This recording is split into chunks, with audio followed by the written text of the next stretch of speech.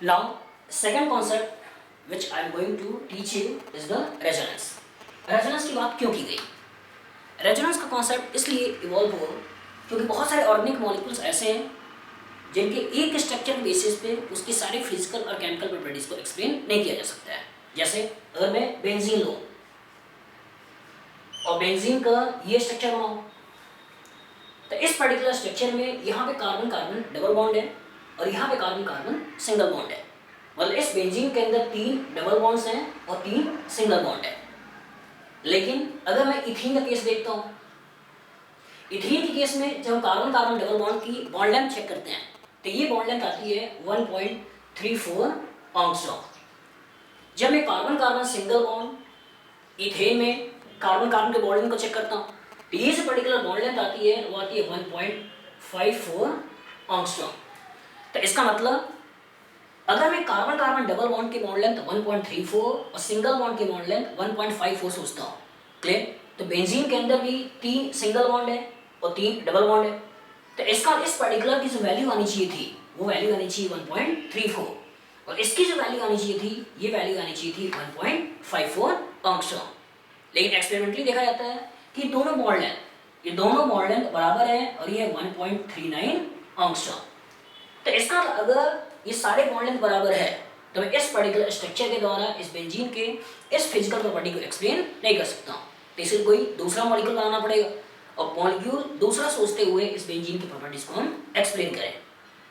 ऐसा देखा गया कि कार्बन कार्बन डबल बॉन्ड या carbon carbon triple bond, clear? इस पर्टिकुलर अगर सबस्ट्रेट को एक कंटेनर के अंदर डालें और उसके अंदर मैं बाहर से ब्रोमीन वाटर ऐड करूं, ब्रोमीन का कलर होता है रेड, अगर रेड कलर का ब्रोमीन इसके अंदर डालें और ये कलरलेस है, ये कलरलेस है, तो इसका कलरलेस सॉल्यूशन के अंदर अगर रेड कलर डाला जाए तो एक्सपेरिमेंटली देखा जाता है कि इसका रेड कलर डीकलराइज कर जाता है, रेड कलर गायब हो जाता है। तो ये रेड कलर गायब होना इंडिकेशन है कि इस पर्टिकुलर सॉल्यूशन में या तो कार्बन कार्बन डबल बॉन्ड है या तो ट्रिपल बॉन्ड है, क्लियर? क्योंकि यहाँ पर 1,2 डाइब्रोमो कंपाउंड का फॉर्मेशन हो जाता है in case of carbon carbon double bond alkenes. लेकिन यही बेंजीन को जब सॉल्यूशन के अंदर रखते हैं और बेंजीन को सॉल्यूशन में मतलब कंटेनर के अंदर रखकर बाहर से जब ब्रोमीन वाटर डालते हैं तो ऐसा देखा जाता है कि ब्रोमीन का कलर डिकलराइज नहीं हुआ। ब्रोमीन का कलर डिकलराइज नहीं हुआ मतलब इसके अंदर कार्बन कार्बन डबल बॉन्ड नहीं है, लेकिन हमें दिखाई दे रहा है कि इसके अंदर कार्बन कार्बन डबल बॉन्ड है। तो आखिर फिर इस केमिकल रिएक्शन को हम कैसे दिखाएं कि केमिकल रिएक्शन इनके बीच में नहीं हो रहा है? तो इसीलिए अगर कुछ मॉलिक्यूल्स जिनके फिजिकल और केमिकल प्रॉपर्टीज अगर किसी एक स्ट्रक्चर के द्वारा एक्सप्लेन ना हो सके तो वहाँ पे जिस कॉन्सेप्ट का इवोल्यूशन हुआ that concept is the resonance. और रेजोनेंस में ये कहते हैं कि एक स्ट्रक्चर अगर सारे फिजिकल और केमिकल प्रॉपर्टीज को एक्सप्लेन ना कर सके तो इसी का हम इलेक्ट्रॉनिक मूवमेंट से एक नया स्ट्रक्चर का फॉर्मेशन करेंगे और इन दोनों स्ट्रक्चर्स का मिक्सचर से जो रियल स्ट्रक्चर बनेगा, जो इस पर्टिकुलर का हाइब्रिड स्ट्रक्चर बनेगा वही इसका रियल स्ट्रक्चर होगा। तो अगर मैं बेंजीन के पॉइंट ऑफ व्यू बात करें तो ये दोनों बेंजीन के हाइपोथेटिकल स्ट्रक्चर हैं,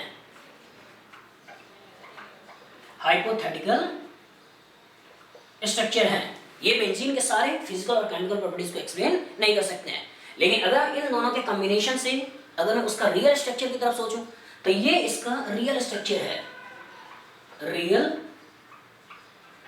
स्ट्रक्चर है। और इस रियल स्ट्रक्चर में मैंने देखा कि सारे बॉन्ड लेंथ बराबर हैं और ये सारे बॉन्ड लेंथ बराबर हैं, इसका मतलब ये उसकी पहली प्रॉपर्टीज को एक्सप्लेन कर रहा है। इस particular 2 carbon carbon double bond भी नहीं है और 2 कार्बन कार्बन डबल बॉन्ड ना होने के कारण ये उसका केमिकल रिएक्शन को भी एक्सप्लेन कर रहा है। तो जो रियल स्ट्रक्चर होता है उस रियल स्ट्रक्चर को हम रेजोनेंस हाइब्रिड बोलते हैं, रेजोनेंस हाइब्रिड बोलते हैं। लेकिन जो हाइपोथेटिकल स्ट्रक्चर होते हैं इन हाइपोथेटिकल स्ट्रक्चर को हम रेजोनेटिंग स्ट्रक्चर बोलते हैं, रेजोनेटिंग स्ट्रक्चर बोलते हैं या इसी को हम कैनोनिकल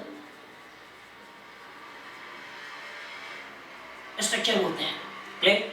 कि जो हाइपोथेटिकल है वही रेजोनेटिंग स्ट्रक्चर्स हैं, वही आपके कैनोनिकल स्ट्रक्चर हैं, क्लियर? जो रियल है that real is the resonance hybrid. तो नया क्वेश्चन ये राइज हुआ कि हम किन किन मॉलिक्यूल्स के बारे में सोचें और क्या कंडीशन सोचें जिस कंडीशन के बेसिस पे कोई मॉलिक्यूल रेजोनेंस की प्रॉपर्टी को शो करेगा। तो अगर बेंजीन को ध्यान से देखो तो बेंजीन में पाई इलेक्ट्रॉन्स है, तो इसका मतलब पहली कंडीशन तो ये होना चाहिए, कंडीशन सबसे पहली कि मॉलिक्यूल को प्लानर होना चाहिए, क्योंकि अगर मॉलिक्यूल प्लानर होगा तो ही उसके एटॉमिक ऑर्बिटल के बीच में ओवरलैपिंग आसानी से हो सकती है। तो पहली condition for resonance is molecule must be planar. मैं फिर से बोल रहा हूँ, सबसे पहली कंडीशन यही है कि अगर मॉलिक्यूल प्लानर है तो ही हम वहां पर रेजोनेंस की बात करेंगे। और दूसरा कि अगर मॉलिक्यूल प्लानर है तो जहां तक प्लानरिटी होगी, क्लियर, साथ साथ जहां तक प्लानरिटी होगी वहां तक एटॉमिक ऑर्बिटल को ओवरलैपिंग कर सकते हैं। मतलब कॉन्जुगेट पोजीशंस पे हमें पॉजिटिव चार्ज सोचना है, नेगेटिव चार्ज सोचना है, डबल बॉन्ड सोचने हैं, ट्रिपल बॉन्ड सोचने हैं, या ऐसा कोई एटम सोचना है जिसके पास लोन पेयर हो। तो जो कॉन्जुगेट पोजीशन है वो क्या है, ए डबल बॉन्ड बी, और ये जो पोजीशन होगी, ये जो पोजीशन सी है, this position C is called as conjugate position. तो इस कॉन्जुगेट पोजीशन पे या तो पॉजिटिव चार्ज हो सकता है, या तो नेगेटिव चार्ज हो सकता है, या लोन पेयर हो सकता है, या फ्री रेडिकल हो सकता है, या डबल बॉन्ड हो सकता है, या ट्रिपल बॉन्ड हो सकता है। क्लियर?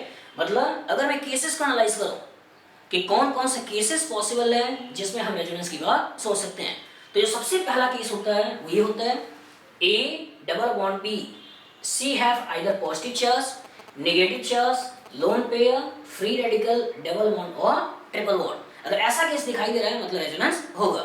दूसरा, अगर हम बात करें तो ए के पास लोन पेयर हो या नेगेटिव चार्ज हो, और बी के पास अगर पॉजिटिव चार्ज हो, तो इनके बीच में भी एटॉमिक ऑर्बिटल की ओवरलैपिंग पॉसिबल है। अगर मैं तीसरा सोचता हूँ कि अगर डबल बॉन्ड की जगह ट्रिपल बॉन्ड भी हो जाए, क्योंकि मैंने पहली कंडीशन क्या बोली थी, resonance is a property of planar molecule, और लीनियर मॉलिक्यूल भी प्लानर होते हैं। तो इसका अगर हम कंडीशन की बात कर रहे हैं कि ए ट्रिपल बॉन्ड बी, और जिसकी कॉन्जुगेट पोजीशन सी है, अब इसके पास भी पॉजिटिव आ जाए, नेगेटिव आ जाए, फ्री रेडिकल आ जाए, लोन पेयर आ जाए। क्लियर? जो कंडीशन यहाँ पे थी, positive, negative, lone pair, free radical, या अगर मैंने डबल बॉन्ड ले लिया, क्लियर, या मैंने यहाँ पे डबल बॉन्ड ले लिया तो भी रेजोनेंस होगा, या मैंने सिस्टम में यहाँ पे ट्रिपल बॉन्ड ले लिया तो भी यहाँ पे हमें रेजोनेंस सोचना है। तो अगर मैंने डबल बॉन्ड और ट्रिपल बॉन्ड ले लिया तो ये वाला केस बन गया। क्लियर? जब यही वाला केस बनेगा तो किसी एक को रख लो, दूसरे को छोड़ दो। इंपॉर्टेंट यही था कि A triple bond B, C के पास पॉजिटिव हो, नेगेटिव हो, फ्री रेडिकल हो, लोन पेयर हो, डबल बॉन्ड या ट्रिपल बॉन्ड हो। Clear? A double bond B, C के पास पॉजिटिव हो, नेगेटिव हो, लोन पेयर हो, फ्री रेडिकल हो, डबल बॉन्ड या ट्रिपल बॉन्ड हो, या ए के पास लोन पेयर हो या नेगेटिव चार्ज हो और बी के पास पॉजिटिव चार्ज हो। तो इन केसेस में हमें रेजोनेंस सोचना है। क्लियर? इंपॉर्टेंट ये है, अगर हमें पूछा जाए कि find out the cases where resonance is possible, तो हमें दिमाग में हमेशा रहना चाहिए ए मल्टीपल बॉन्ड बी, उसके बगल में ये सारे केसेस, ए के पास lone pair negative charge, B के पास positive charge, A triple bond B, C positive negative free radical lone pair double bond या ट्रिपल बॉन्ड। तो इनमें अगर ध्यान से देखो तो डबल बॉन्ड का केस कोई भी हो सकता है, मतलब ये डबल बॉन्ड का केस इनऑर्गेनिक मॉलिक्यूल्स में हम यहाँ पे कार्बन ऑक्सीजन डबल बॉन्ड भी सोच सकते हैं।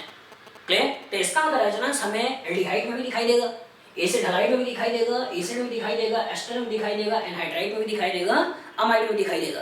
क्लियर? अगर मैंने एल्डिहाइड लिया तो यहाँ पे additional carbon carbon double bond बना दूं, तो additional carbon carbon double bond बनाते हुए ही A double bond B, C double bond D, मतलब यहाँ पे रेजोनेंस हो जाएगा। लेकिन अगर मैंने इनका केस लिया तो हमें एडिशनल कोई बनाने की भी जरूरत नहीं है, क्योंकि इन पर्टिकुलर एटम के पास पहले से ही लोन पेयर है, और अगर इनके पास पहले से लोन पेयर है तो इसी मॉलिक्यूल में रेजोनेंस हो जाएगा। ए डबल बॉन्ड बी, सी है लोन पेयर, और अगर सी के पास लोन पेयर है मतलब इनमें पहले से ही रेजोनेंस मौजूद है।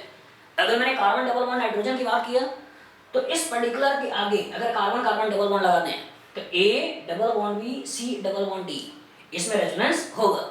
लेकिन अगर मैं इनमें से कोई भी केस ले लूं, मतलब हाइड्रोजन और कार्बन को छोड़कर इनमें से कोई भी केस ले लूं, तो पहले से इनके पास लोन पेयर है, यहाँ पे पहले से ही लोन पेयर है, तो इसका मतलब A double bond B, C have lone pair, और अगर सी हैव लोन पेयर है मतलब इन केसेस में भी हमें रेजोनेंस सोचना है।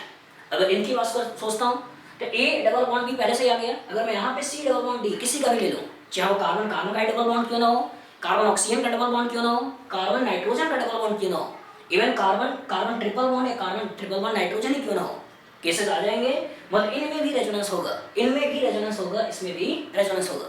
तो इसका मतलब आप देख सकते हो कि बहुत सारे मॉलिक्यूल्स हैं जिसमें मल्टीपल बॉन्ड है, और जब बहुत सारे मॉलिक्यूल है मल्टीपल बॉन्ड है और ऐसी कंडीशन जनरेट हो सकती है, मतलब उनमें हमें रेजोनेंस सोचना है। तो रेजोनेंस बहुत सारे मॉलिक्यूल्स में जहां भी पाई बॉन्ड्स हो वहां पॉसिबल हो सकता है। क्लियर? इंडक्टिव इफेक्ट सारे मॉलिक्यूल्स में होंगे क्योंकि सारे मॉलिक्यूल सिग्मा बॉन्डेड होते हैं, और सिग्मा बॉन्डेड होते हैं मतलब इंडक्टिव इफेक्ट हर जगह एप्लीकेबल है, हर जगह ही लगेगा। केवल अल्केन के केस में थोड़ा बहुत कह देते हैं कि नहीं होता है क्योंकि उसमें कार्बन और हाइड्रोजन ही केवल होते हैं, लेकिन अगर अल्केन्स को हटा दें तो इन जनरल इंडक्टिव इफेक्ट तो हर मॉलिक्यूल में दिखाई देगा। लेकिन रेजोनेंस की बात हम उसी मॉलिक्यूल्स में करेंगे जिस मॉलिक्यूल में मल्टीपल बॉन्ड होगा, और मल्टीपल बॉन्ड के साथ मॉलिक्यूल प्लेनर होगा, और प्लेनर होने के साथ कॉन्जुगेट पोजीशन पे ये सारे केसेस होंगे। क्लियर? ये सारे केसेस हैं रेजोनेंस के। तो इसका मतलब अगर मैं फिर से एनालाइज करूं तो इस पर्टिकुलर रेजोनेंस में अगर मैंने बात किया सी के पास पॉजिटिव चार्ज, और मैं कार्बन की बात करना चाहता हूं तो कार्बन का जो केस लेते हुए मैं सोच सकता हूं कि CH2 डबल बॉन्ड CH और CH2 प्लस, मतलब A double bond B C have positive charge. अगर मैं नेगेटिव चार्ज का केस सोचना चाहता हूं A double bond B C have negative charge. फिर लोन पेयर का केस सोचना चाहता हूं A double bond B C have lone pair. अगर मैं फ्री रेडिकल केस सोचना चाहता हूं तो A double bond B C have free radical. अगर मैं डबल बॉन्ड का केस सोचना चाहता हूं तो A double bond B C double bond D, मैं ये केस सोच सकता हूं। अगर मैं ट्रिपल बॉन्ड का केस सोचना चाहता हूं तो इसका मतलब A double bond B C triple bond D, मतलब ये कैसे सोच सकता हूं। अगर मैं लोन पेयर का केस सोचना चाहता हूं तो इसका मतलब CH2 प्लस और NH2, और यहाँ पे लोन पेयर, A के पास लोन पेयर B के पास पॉजिटिव चार्ज। अगर नेगेटिव चार्ज वाला केस सोचना चाहता हूँ तो इसका मतलब CH2 नेगेटिव और CH2 प्लस, इनमें हम रेजोनेंस सोच सकते हैं। अगर मैं ट्रिपल बॉन्ड वाला केस लेना चाहता हूँ तो ट्रिपल बॉन्ड वाले केस में हम सोच सकते हैं CH ट्रिपल बॉन्ड CH और यहाँ पे CH2 प्लस, ये पॉसिबल। अगर मैं सोचना चाहता हूँ नेगेटिव चार्ज तो CH triple bond CH CH2 negative charge, free radical CH triple bond CH, valency satisfied नहीं थे वहां पे, CH ट्रिपल बॉन्ड C और CH2 फ्री रेडिकल। अगर मैं लोन करके ये सोचना चाहता हूँ तो इसका मतलब CH triple bond CH C और इसके पास OH, ये लगा दो, ये पॉसिबल है। अगर मैं डबल बॉन्ड का केस लूँ तो डबल बॉन्ड और ट्रिपल बॉन्ड के केस में यहाँ ले चुका हूँ, इसलिए फिर से लेने की जरूरत नहीं है। और अगर ट्रिपल बॉन्ड की बात करूँ तो यहाँ ले सकते हैं HC triple bond C C triple bond CH। तो ऐसे केसेस होंगे, इसका तो यहाँ पे हम रेजोनेंस सोच सकते हैं। तो केवल हमें यही देखना है A double bond B C है positive negative lone pair free radical double bond और triple bond. A lone pair और negative charge, B have positive charge. A triple bond B C have positive negative free radical lone pair double bond या triple bond. मैंने बोला था B C have positive charge, मैंने यहाँ पे ये नहीं बोला हुआ कि इसके बीच में सिंगल बॉन्ड होनी चाहिए या इसके बीच में डबल बॉन्ड होना चाहिए। यहाँ पे अगर मैं ट्रिपल बॉन्ड वाला केस को छोड़ दूँ, यहाँ पे अगर मैं ट्रिपल बॉन्ड वाले केस को छोड़ दूँ, क्लियर, और positive negative lone pair free radical double bond वाला केस सोचता हूँ, तो इस पर्टिकुलर पोजीशन में कार्बन कार्बन सिंगल बॉन्ड भी हो सकता है और इस पर्टिकुलर पोजीशन में कार्बन कार्बन डबल बॉन्ड भी हो सकता है। मतलब A double bond B double bond C के पास पॉजिटिव नेगेटिव लोन पेयर वाले केस भी हो सकते हैं। क्लियर, मतलब यहाँ पे सिंगल बॉन्ड या डबल बॉन्ड इसका कोई मतलब नहीं है। क्लियर, जैसे मान लो मैंने ये वाला केस लिया तो इस पर्टिकुलर केस में अगर मैं ये सोचता हूँ तो भी पॉसिबल है, और इस पर्टिकुलर केस में अगर मैं इसी की जगह CH2 double bond C double bond CH और पॉजिटिव ये सोचता हूँ तो भी रेजोनेंस है। क्लियर, ये नहीं, अगर मैं इस पर्टिकुलर केस में इस वाले केस में पॉजिटिव